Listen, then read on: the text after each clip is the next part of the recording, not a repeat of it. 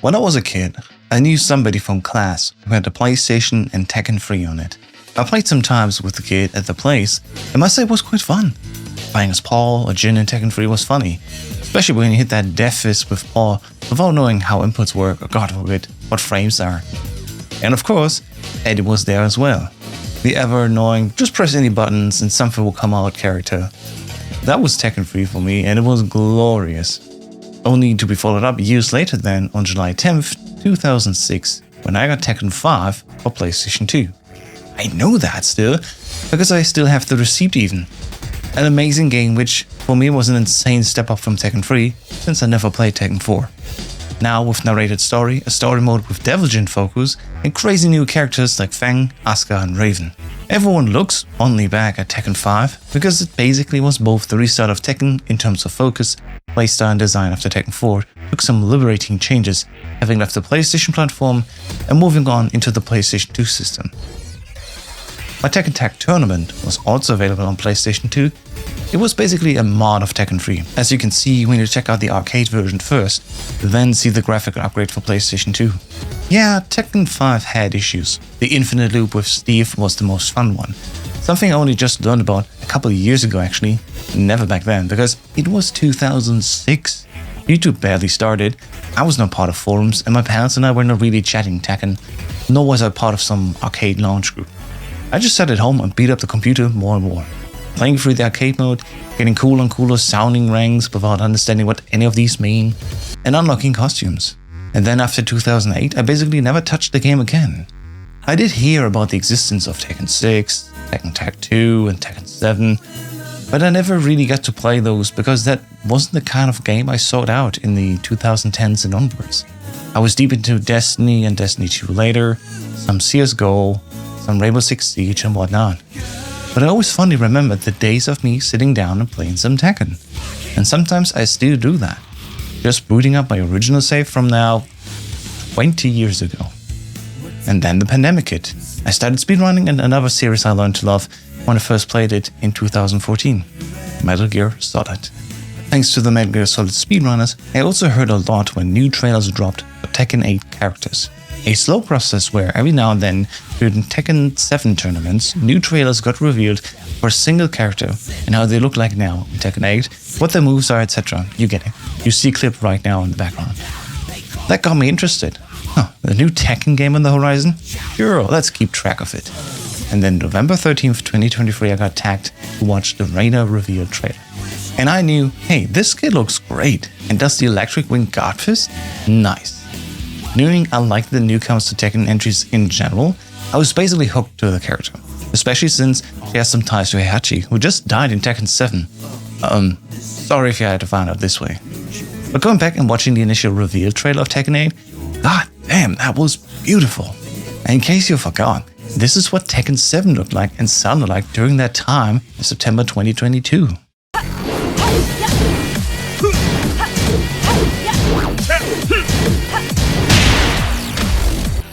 So after some long time, September 22nd to January 2024, the game finally launches to amazing reviews with an overwhelming 95 score Metacritic and general praise for Tekken 8 using the new gen hardware. The sound is crisp, the soundtrack energetic, and the stage is grandiose. Naturally, of course, the fighters look better than ever before with the latest Unreal Engine 5 features on display. I dabbled a bit with the story mode and that arcade story mode, which was a genuinely great introduction to the new gameplay system of Heat Burst, Heat Smash and Heat Dashes. I mainly played Paul at first, can you believe it? He was so simple to get into character. Down 4, 2, 1+2, easy peasy to crack open the bots. Else just hit them with the QCF2 Death Fist, and of course, in Heat, just use the low-hitting Heat Smash. Beating up bots felt nice, fun even. Eventually all this was done and I was going to play more and more. And where do you play, of course? But in Ranked, where most of the people play. And you can play with other people like you who also probably just started playing. And the numbers added up. EWGF.GG tracked over 350,000 weekly active players in the first weeks and more. Also content creators started picking up the game, getting into the game and more generally the genre for the first time. Especially the new special style inputs allowed for easy button presses and getting some simple combos out without having to remember the longest list of moves in the entire series yet. Just pick up the game, Pick a character you think looks cool and press buttons to have fun. Even Steam player numbers supported it, with one of the largest fighting games played in early weeks. Naturally, the game slowed down over on PC, but stabilized at around 12 to 13k players for the duration of the first year. Meanwhile, I played around with a variety of characters and quite quickly landed on Reina, as explained earlier. The mysterious newcomer with the Mishima style that seemingly a lot of people got attracted to as well, considering the popularity of the character from the charts of the time. Considering Kazuya and Jin are the two poster boys for the game, as the Mishimas basically led the roster for the entire duration of the franchise, Reina being the sister to Kazuya and also a Mishima character definitely helped immediately getting style points by association. But proper Mishima gameplay is definitely more work than for others, at least in terms of inputs. The wave dash and connected mind games definitely took some time for me to practice. I quickly diverted away from gamepad over to keyboard and transitioned later over to the cheap but quite functional HT42 keyboard. Practiced my inputs more and more over weeks to perfect the wave dash into electric wind guard fist inputs. It was great, all the while learning throughout the orange and red rings what to block, punish and especially trick people with. Having watched a lot of higher level players and trying to study what they do, it often led me to acknowledging that often it's not about the technique you play, just the fact that you do press. Quite quickly during the early months of the game's lifetime, people complained about the more mashy behavior from players online. They just press without regard to how the opponent can maybe answer, and it quickly turned into a conversation of overbearing pressure. Whoever pushes first wins. And then it did not help that with Season 1's first DLC release we got Eddy Gordo, a character many people are still familiar with from the PlayStation 1 days, as the character to annoy your friends with, because it was so easy to pilot. But if you've been there, you may remember, but close to the release of Eddy, someone made a bot that literally just pressed 3 input string, which led Eddy to go for a variety of stances and moves, finishing with a low sweep. Videos have been made, how to counter this exact chain, leading to my first proper experience of knowledge checks and simply learn the matchup, which, if you didn't have the DLC, you could not even do in those cases. Bandai Namco decided to not let players lap their DLC characters unless you have bought them first. The game did not even reveal what characters bundle will be for the upcoming year, so if you bought the season pass, you just got it on good faith that one of your favorites hopefully is coming back again. Learning is understandably a simple way to get wins if you ideally know more about the opponent, the options they can press, and what the next move is in the chain, especially if the gap is present to quickly duck and punish or even launch. Great! That was when I learned a variety of interesting characters next to Reina to get to know my opponents. I played some Lily, Jun, Kuma, Panda, and Eddy of course as well. Thanks to my endeavors of making stuff, I was supposed to clips more frequently and with some better design on TikTok, Instagram, YouTube shorts. I made some new acquaintances and played with some more people from my region or close enough to get a new experience. It was astonishing to play with people who have been playing since Tekken 7 or even longer, with more experience talking about the new game and seeing how they approach the fights they have. I was really more of a get in press buttons mentality than I anticipated. During this time, I studied hard to learn as many punishable moves as possible. With Tekken 8, that's quite a task because there's so many characters on that roster with all sorts of different moves and stances in situations of advantage with plus frames. Ironically, with many people I talked to, they didn't really think much about that at all. For them it was just, hey, I pressed first to get my advantage, now I can do whatever I want. A logic I did not quite follow but slowly understood better. I have to take the lead, or else I will die eventually. Because my preferred way to play Tekken was mostly seeing what the opponent can do and wait for gaps or simple punish whiffs, moves that are launch, punishable block for example, that was how I preferred to play the game, and that's how I also really hit a big wall. Seeing the game is simply not designed like Tekken 7. It is at its core a game built around suppression, taking advantage and mixing up the character. It is something that was communicated quite a lot during development interviews and live streams. Remember when they made these? The core design of Tekken 8 was made around pressing buttons, not holding back. You can quite simply see this with the more subtle change, which has huge implications. Recoverable health. Before any Tekken game, the damage you took was the damage you took. No heals, no recovery, nothing got that damage fixed until the next round. In Tekken 8 now there's recoverable health, and probably even worse, moves that even if blocked, chip health away. Chip damage. You can hold back and hope for mistakes and whatnot, you can punish and win off that, but ultimately the best and common strategy for any character in Tekken 8, especially early on, is to just press those buttons that give the opponent chip damage to get the health low. While chip damage itself cannot kill, meaning end the round, the other thing that matters is the mix-up game. Every character now has a built-in mix-up and stances that allow them to pick a move that will lead to the opponent guessing. You can only guess right for so many times until you will guess wrong and take damage. And if you've been chipped down low enough, The single time you do get hit with it, even with some little damage, will end the round and have the opponent win. So that's why the only viable option is to take control. Damage the opponent enough with chip damage and eventually mix them up often enough that you will land a hit that will kill. But let's talk about some business as well. Not only did Tekken 8 already had some troubles in its first year with the release policy for DLC characters, starting with Eddy Gordo, then Lydia, who was the last DLC character for Tekken 7, making people feel like they just had to buy her again. But no, also Tekken 8 released a new stage to play on, only if you paid for it. They did somewhat roll back the decision to charge Season Pass owners by giving out the in-game currency value for it, and later made it clear, yes, new stages will come out, but they will cost extra. So not really rolling back on their decision here, but just further cementing their stance on what they will charge you for. You either get the Season Pass with all characters, or you get the Season Pass with all characters and stages. Else you have to buy everything individually. So it was for me then towards the second half of Season 1, when I switched my main from Reina over to Martial Law, one of the cooler characters of the Tekken franchise simply for the emulation of the Bruce Lee type. He was there all the way back in Tekken 1 even, and stayed a staple of the series throughout every release of the game. For Tekken 8, he has changed a lot again with the new nunchuck moves and the fancy up forward free heat engage from Forest Law from Tekken Tag 2. Law helped me to overcome my defensive play to a degree, especially because he has simple transitions now into how Dragon Charge stands, or DSS, and plenty of mix-ups and +3 moves that let you stay in control during gameplay. While I may not have gotten the coveted Tekken King rank in Season 1 anymore, I knew with some more practice I can achieve it in Season 2. Just before Season 2 came out, I used the time of like 2 weeks to go back and play all of the past Tekken games, and it really showed me how the past Tekken games, one, were way more stricter on the inputs, had way higher execution ceilings, and as well were much more reliant on blocking and reading the opponent for a correct punish rather than just pushing forward, as I explained already in this video so far. And then Season 2 came out. Here's what they promised.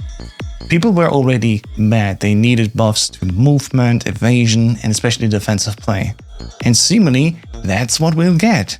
Buffering sidestep already when blocking attack string was a great addition. Sidestepping into the foreground from crouching is something that was never possible, so far at least, in the game's history. And they also made a great decision to remove heave engagers of armored moves. Armor moves are moves that will pass through the opponent's attack unless they hit a low. And so for the most part, you can just aggressively push forward regardless if you have an advantage or not. And then until that point at least, there were also certain moves like Law's DSS forward 3 for example, where you push through the opponent's attack and then also get a healing gauge, which then would also heal you again if you had recoverable health. But unfortunately that was not everything we got with Season 2. Anna Williams also brought a lot more with her. There were new moves for almost every character, and there were also more changes being done, like being able to heat burst now out of stances. Before that, if you were in a stance, you were not able to go into heat burst. But now, you can use your flow charts, go into a stance even, and then still get your control back even if the opponent tries to push by heat bursting, which is also an armored move, go for the opponent's offense, and still stay again in control. Another sad thing, again, because I literally also just played the past games, they removed the key charge for counter hit tech because it was unintended in Tekken 3. Key charge instead gives you now 150% buff to the first hit of a move, leading to those fun damage outputs, as you can see in the background. But that's not everything. Season 2, they also added a lot more characters' new moves and added the so-called strong aerial tailspin aspect to it as well. Strong aerial tailspins are moves that not just only allow you to hit an opponent during your aerial combo, but they were also extended again with further length, or rather distance, being added to the combo. Which overall does extend the combos, not for damage necessarily, but specifically also the time that you spend in the air as the opponent and not playing the game. Now, of course there have been complaints already for that in Tekken 7, as you can see in this video here, but it really came to a peak when Merling FGC posted this video on Twitter, where he did 4 Tekken 6 combos, while literally just a single Tekken 8 combo was playing in the background. And while this was not always the norm, this was still a really interesting point to be made. Tekken 8's combos last a long time, and it's really boring to stay in a combo for that without even any chance of breaking out of that. Because that's what some games offer you. You get at least one combo break and are able to get out of the situation if you did a mistake. But in Tekken, that was never a thing, and so there was never any mechanic to endure that. except just sit down and wait and be like, oh, I got comboed again. It overall leads to less agency, less actual playtime, and loss of, you did one wrong move, and now you've been juggled for the next half hour. While it was somewhat impressive the first time, seeing a combo taking half the playtime and half your health bar, if that becomes the routine, it also just shows that the balancing was busted in the first place. Anyone can do this. It's not a rare, super specific instance anymore, and especially it's not tied to any level of skill setting anymore for the most part. All of these moves are mostly part of stances or very simple inputs and did not require any frame-perfect execution for the most part. Except if you're Mishima, and of course you want to do the frame-perfect, electric godfist, but let's exclude that for now. Granted, there is an insane high-level combo stuff too, but again, if anyone can tickle out a 100 damage combo, it will just not look that special anymore. But the worst part is so many characters just felt all the same. It's like everyone was lined up to be formed into the same mold. A rushdown, mix-up machine built on stances and essentially more plus frames on block. Jun turned into a massive beast with her new moves, giving her lots of +6 frames even on block. Asuka has even a move that when blocked gives her 11 frames of an advantage, which is huge. And of course, stuff was also broken. Jack 8's move makes a noise being +8 on block, being very annoying to deal with on the receiving end. And many more characters also got insanely buffed beyond any reasonable approach, which was a disaster. People literally quit on that day. Most of them temporarily, but there was a huge outcry from that. You can see it in the Steam charts here. We have almost 5k negative votes here versus the 500. And many creators sadly also decided for them. They already tried for a year to enjoy this game, and they just got the confirmation with Season 2. This is what the game should be. And it got even worse in their eyes. So most of them quit still. Underline, if you want to take anything away from that, Season 2 came out, made things so much more aggressive. A lot more people wanted the exact opposite of what just happened. And at least the developers also confirmed, okay, we're going to still fine-tune stuff here. And of course, we're going to bring on hot fixes for the issues that came out. That's all good. But in general, it was not just what was added with Season 2, it was what was already wrong in Season 1. People wanted less mix-up, less plus frame oppression, and actually take moves away from characters, which inevitably ended in this finale here, Atif versus Arsenal Ash at EVO, which was the Anna versus Anna finals. Genuinely, everyone looked at that match and was thinking, man, this is just mix-up city. You guys wrong, now you're in the air for a combo for another half hour. And it can go back and forth until eventually one of these people will guess wrong enough times, we have a winner. Is that really exciting? Is that really interesting to watch? Well, to a degree, people will say yes. But to others, just like me for example, it was not. And this is where my personal stance comes in again with Tekken 8. I think it's not fun to play. The developers said themselves, the nature of Tekken 8 is when it's fun to be the aggressor, not the defender. So you're expected to just play your game, suppress the other player, take in the mix-ups and just let the other player guess to death, as they can't guess right all the time. And if you compare it to other games, like in Tekken 3 for example, you're in the air maybe for like 3 seconds, combos were very short. Now in Tekken 5, they added walls for some stages, and you have maybe like 10 seconds of inactivity if you get clipped. But if you get launched in Tekken 8 again, you have so much time to do your taxes even, it's just not fun. And this is actually a reaction from Maximilian due to Season 3, but I think it still also is very valid all the way back for Season 2. I don't feel like doing combos in this game leads me like, fuck yeah, it doesn't give me that feeling. Guess what gives me that feeling? Because it happens so infrequently, successfully sidestepping and ducking shit. And here's the thing, I personally think if every combo is exactly the same, what's the fun in that anymore? What is the art? It's really weird. Like, it should be fun to be that strong, be that active, but if everyone's like that, what's the point? Why do you feel any different from anyone else? At least I didn't feel like that at all. And so in conclusion, it felt to me like, well, the good work just won't be rewarded anymore. Because there are still fun aspects about Tekken 8. Mainly when I don't have to play it myself, but just watch pros in tournaments. Then I don't need to worry about myself either mashing forward or being constantly oppressed under pressure. One of those matches that definitely excited me in recent times was the following battle between Keisuke from Japan and Pilar from Pakistan. A Kazuya main versus a Brian player. And if you look at that match, that was just frankly insane. 𝐾𝐮 is so much more still trimmed on that Tekken 7 playstyle, while using still the aspects of his character as well. And on top of that, he also has insane execution, which, as a fan of Mishima gameplay, that is just the juiciest sandwich to look at. I love wave dashing. Since the first month of playing Tekken 8, I was experimenting with the inputs, how I want to play, and found myself to enjoy playing with keyboard first, and levelless style controllers, and overall it's a fun way for me to focus playing while my hands enjoy barely any strain from my life so far. While I can still perform any 13-frame electric and guard twist, seeing them in action here in this match each time is making me euphoric. I've been dabbling a bit with arcade stick thanks to a friend of mine having multiple ones so I can try them when I visit, and it's interesting how that input method seemingly allows for even easier inputs than with levelers. Somehow I still prefer it with my keyboard style flap buttons overall. And I spent countless hours practicing, doing combos and learning the ways of the wavu and eventually of course backdashing as well. Only to be completely outplayed by everyone who does not know or care about the potential mix-ups and mashes me out of any option I could potentially do. Because they know you have to press, and if the opponent just wavu in your face, doesn't matter what happens afterwards, they still press, seeing you moving forward, they get the point. In the end, all that technical stuff won't get translated into who wins, right? Tekken 8 is not based on who has the best technique, who has the most refined handwork or best inputs. Everyone would be playing the exact same character and playstyle if it were that simple.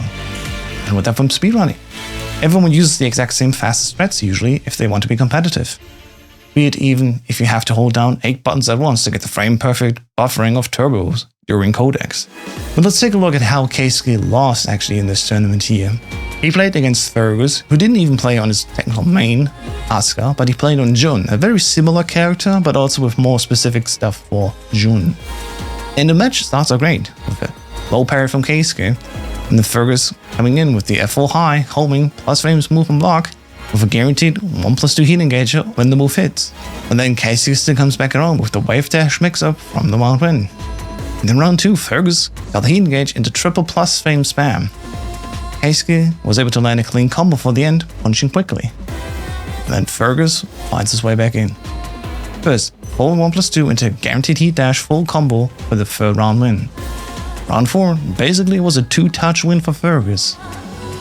In round 5, 𝐾𝐮 simply lands the low start heat smash, but 𝐿 lands the 𝐿 heat smash, and the final moments were decided by a quick mid-check of 𝐿. Now on the match point here, second game, round 1 𝐾𝐮 secures with an electric guard fist his +6 on block and wants to do another, but 𝐿, for the lack of a better term, mashes forward 1+2 in and lands first before 𝐾𝐮's move can land. 𝐿 wins with a heat dash combo then. 𝐾𝐮 then manages to take the round while it was close under the pressure of 𝐿's attacks. In round 3, 𝐾𝐮's down back 4 gets clipped by 𝐿's while standing counter move, leading to the round win for 𝐿. And unfortunately, in the end, 𝐾𝐮 risked it all with a hell sweep, which then got blocked by 𝐿, a semi-crouch block into the launcher. And overall, this felt bad to see. It felt similar bad when Katsuhiro Harada announced his departure from Bandai Namco and the Tekken project. After 30 years of the Tekken project, Harada decided it's time for him to move on and focus on new adventures. And while his goodbye letter on Twitter was really heartfelt, nowadays a lot of people would agree that it felt like Harada was leaving a sinking ship. Which is not something I really feel like to agree with. Harada-san was definitely there when Tag 2 flopped, worked hard to get one more entry done with Tekken 7, which was basically developed with a shoestring budget. And then Tekken 8 finally gave more money game into the development, and at least the initial response to the game clearly should have shown Bandai Namco that his trust was worth it. However, something behind the closed doors was going wrong, with the constant feedback being felt ignored, and the general consensus of the large portion of the player base agreeing overbearing aggression through mix-ups, plus frames on block, and heat in general was too much. But I simply see what Harada-san probably saw as well. We're not getting younger, only older. And as October 2025, sadly, Tomonobu Itagaki, producer behind the Dead or Alive series and creative rival of Harada-san, passed away. It has given Harada-san pause to think about his own life and what's next for him. That is literally stated on his Twitter. Then after Harada's official departure, also Vincent Pella has sadly passed away. And even recently Harada-san posted about his visit to the final resting place of Itagaki-san to pay his respects. So just looking at what Harada-san said himself, it was not merely the corporate drive from Bandai Namco that made Harada-san leave. It was also a reflection on his own life to be considered. And regardless of that, fans, as do I, I feel like they've been left alone now in the hands of the corporate managers, well, one of them and top branch, the Tekken project. Oh, okay. Oh, one last thing.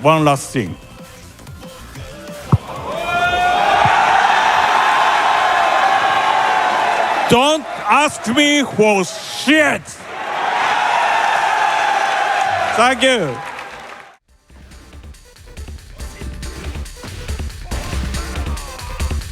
Yeah. I don't know what I'm doing anymore. We're pressing buttons and getting frustrated, and that's like a tipping point. That's the end of season 2 for me. Like, oh no.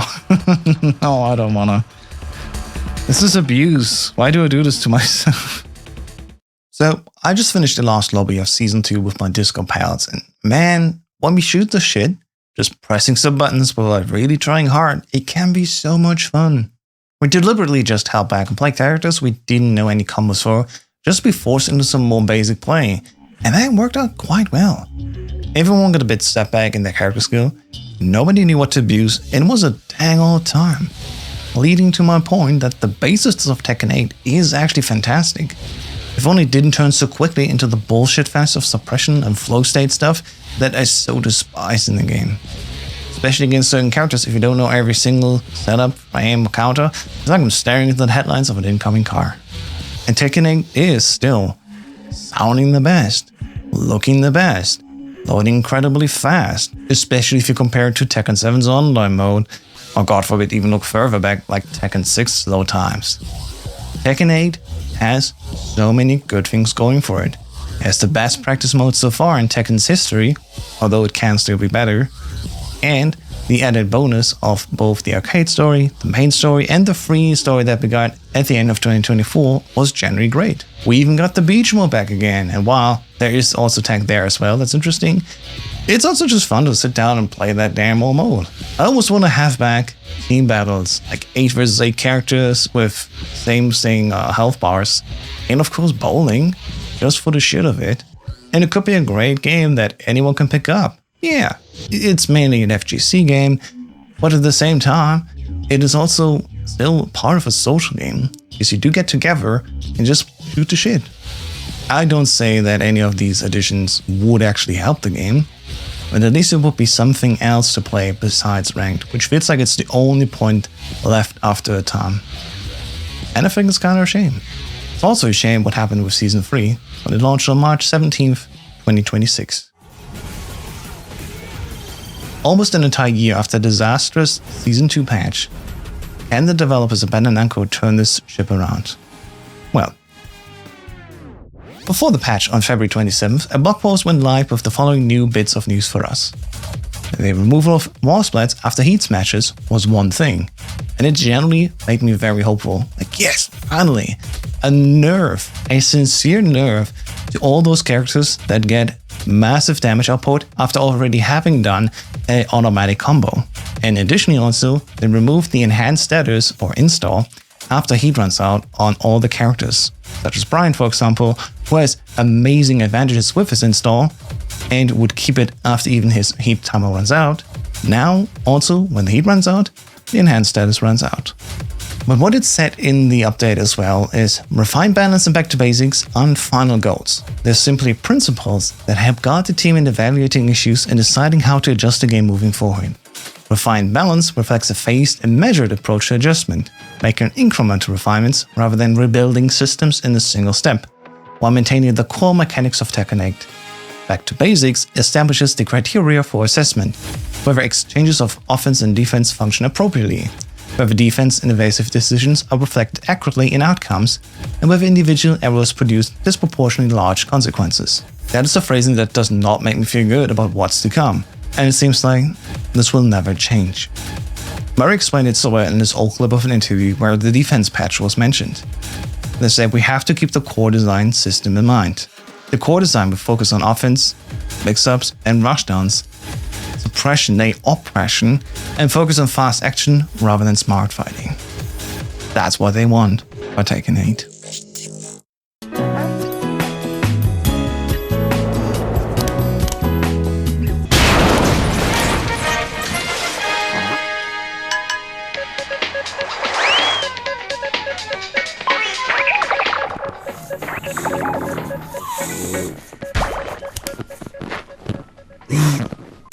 And then the actual patch comes out. More moves for so many more characters. My main Law got buffed despite being probably already one of the top 5 players, if not the best character in the game. Jun got even more buffed. Leo got buffed. Brian got some debuffs. And Jin got also more debuffs. War spread after heat smash was also removed, yes, but only for the first hit. So many characters still continue to use the animations and play out the attack. And so if you get hit from follow-up attacks, not the initial one, from a heat smash, you still will get Force Blight. Was this even tested correctly?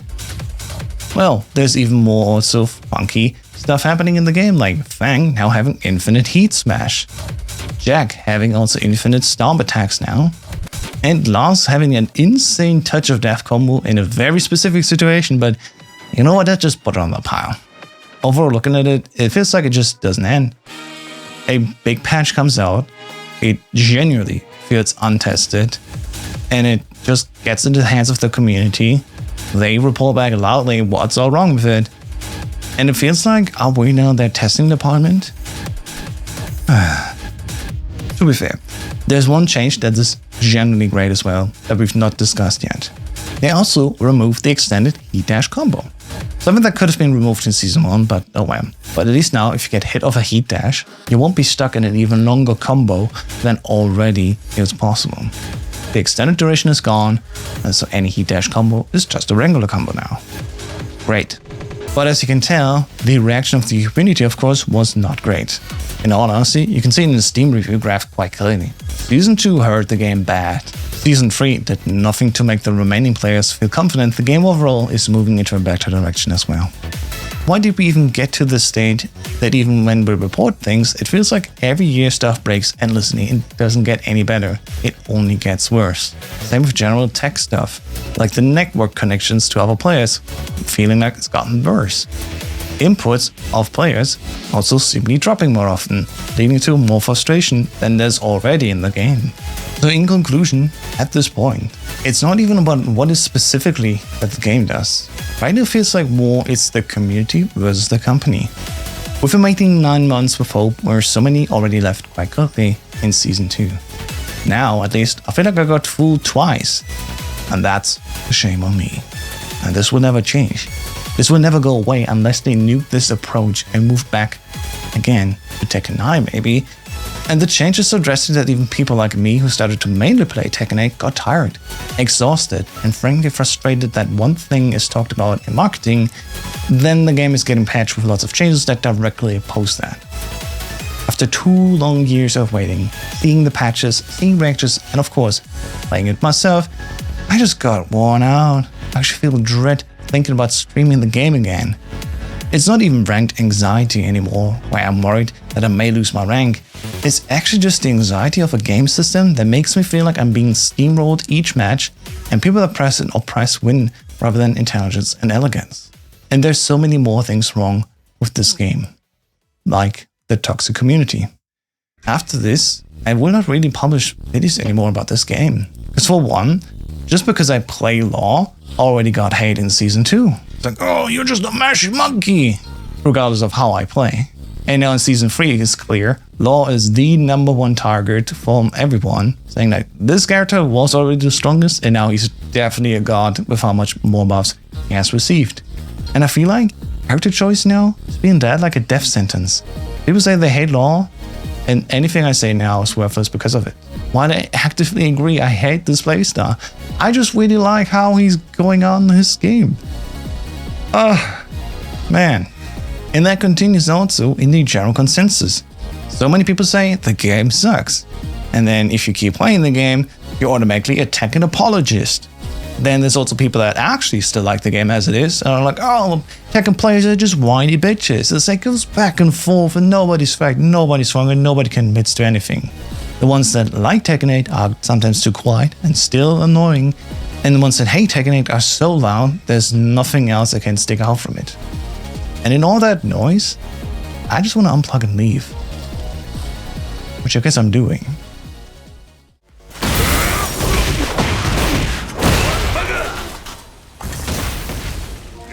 You win. Yeah. I'm bored. This is so boring, dude. The exact same thing we've been doing for the last year, at least the last 9 months, you know. I won and I feel bored, and you know what? That's just devastating. I'm out. Like I've been lasting an hour. I've been playing all the new characters quickly. It's the exact same game. I know I'm gonna go out with like, fuck, I don't. Says they recently played 900 hours, you know. 900 hours here, 600 hours on Steam, 1500 hours just on my media. Been playing for like 2 years at your place as well, almost every Friday. Like, I'm sorry. This is fucking boring. I think I'd rather play Street Fighter 6 and learn something new, like a new fighting game instead, but like, Tekken 8 is so dead, dude. It's fucking dead. What Tekken 8 really made me think is, if I play too smart and play too hard based on the opponent, I will lose eventually. That's where all my 2 tournaments so far have shown me. When afterwards I played outside of the tournament with the same people, but also just got regular session and was ranked showed me. I'm forced to not think, to not engage my brain when playing this game, and purely play off traps and stuff I like to call the great bullshit. Especially as a law main, so many people see me play F3-1F into DSS, and usually trying to just mash since I got the advantage. Ever so often just get the up forward 1+2 grab, which sure on high levels will be broken or even ducked if done too often, but the fact that this was one of those things that carried me onwards to Tekken King, just because nobody seemingly plays halfway smart, halfway just holding back and wait, is what annoys me as well. There's only 2 modes. Everyone goes full on forward, establishing the plus frames and block, going into stance and making me guess whether to hold back or duck, and either way, it will end up with me being wrong eventually, and worst case getting launched for big damage. So this always just comes down to, if I don't want to be abused in the game, I have to become the abuser. And that's just not fun for me personally. Some people probably really enjoy this feeling, I guess. However, I do not. I'm not like that. I don't enjoy life that way. To me, that's a character weakness. And sometimes even when you do post videos about the game, like you don't attach any opinion to that, people are like, oh, you should grind more, you deserve a better rank. That was a sentiment I've seen often, both comments on about like, oh, you're this rank? They give it out to everyone now, huh? Or at the same time, you're a yellow rank? Don't grind some rank until you get something better. As if my value as a player and creator are tied to PNG. If anything, I'd like to think my stats would be the best measurement of skill, if the stats would be anything worth looking at. At the end of the day, it's all about superficial stuff and being the most mean guy in the block, and I don't think I vibe with that. Things that gave me success were surprisingly the update videos I started with Season 2. The initial video is a massive work showing every change and helped me to get my account even monetized. And the community mainly was just curious about their characters and their attachment, which is an ongoing theme for sure. Everyone fights only for their character and how their character has no chance in today's environment to win, because look at all the stuff the others have.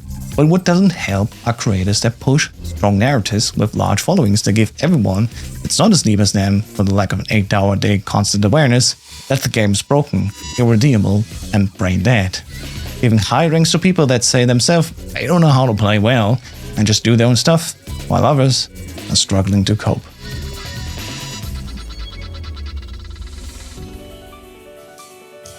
What is arguably always a divide between casual players and pro players in video games, I like to think that especially with fighting games where all you need is a copy of the game and the will to travel a bit to your locals, with FGC games especially, then there's also an in-between role. Someone like me, who is interested in the deeper discussions surrounding the game, making videos and streams about it, calling out their own community to get better to play some, and to join local tournaments, as well as testing their so far built-up experience with other people, where the stakes are more consequential than just a fancy PNG and ranked. I played around 1500 hours in Tekken, many more hours at friends' houses, at the consoles, and so more at community meetups and local tourneys. So I guess I'm definitely further down on the professional path than the pick the game up, play some games and then drop the game casual. Yet of course I know it's definitely still super far away from anything serious either. So why do I even bother? I don't enjoy my time. My practice feels like time wasted, but don't change my general approach to aggression and playstyle, and all I feel like doing a fight that's more against the game rather than what I need to invest my time in. And I think to me it's just not worth it anymore. So far, the data shows it clearly. The game is not dying. We can talk all about people leaving and the general chatter surrounding it, but in all honesty, despite the high-level players which naturally get more attention as streamers and competitors get asked and talked a lot about the game, the numbers support that indeed Tekken 8 itself is not dying or ending. even if the signups for tournaments have been going lower and lower in recent times, just people that play online, presumably then also purchase, season passes and other things like that, they stay. It remains to be seen how much longer, of course, the general populace will stay as time progresses, and if any other fighter, like the new Virtua Fighter, or even the upcoming new installment of Dead or Alive, will move players away from Tekken to another 3D fighting game. And I have to be honest, I won't stop playing the game necessarily, but what I will stop doing is making streams, playing Tekken 8, making videos about Tekken 8, and playing ranked in Tekken 8. I guess I moved myself back closer to the point of a casual again, who genuinely just likes Tekken, no matter which installment, and doesn't take the game serious anymore. I simply don't have the energy anymore to care if the game makes it or not. I don't care if you ever get a new Tekken game. I don't have the will anymore to give a shit. And I think I need to take note from Harada-san himself as well. I have to ask myself, what do I want to do with the time given on this planet? It's such a simple question with such a deep meaning. What I want is one thing, what I don't want another. And deciding the end goal makes it easier to align myself with and how to reach that point later. It's a question some are able to answer early, and maybe some don't answer it at all and they just follow a plan laid out for them by society. I, however, find myself in the liberating stance that I can pick what I want. Because I can. I must almost, especially for those that can't anymore.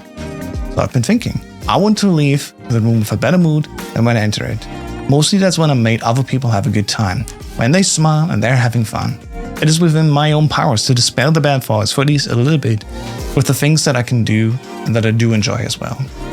Like making stories, bringing knowledge to the people, and having fun and having a good time. And from that on, that's my room. Have fun and share fortune. Especially lately, it's been a lot of fun to just hang out in streams to learn a new speedrun, compare strats and routes with my Discord pals and voice chat, and just having a good time. Speedrunning doesn't have to be alone, despite running a single-player game. And I think it just feels better when I can decide for myself what time I have left on Earth, where I want to spend it. Thank you for watching. I'm out.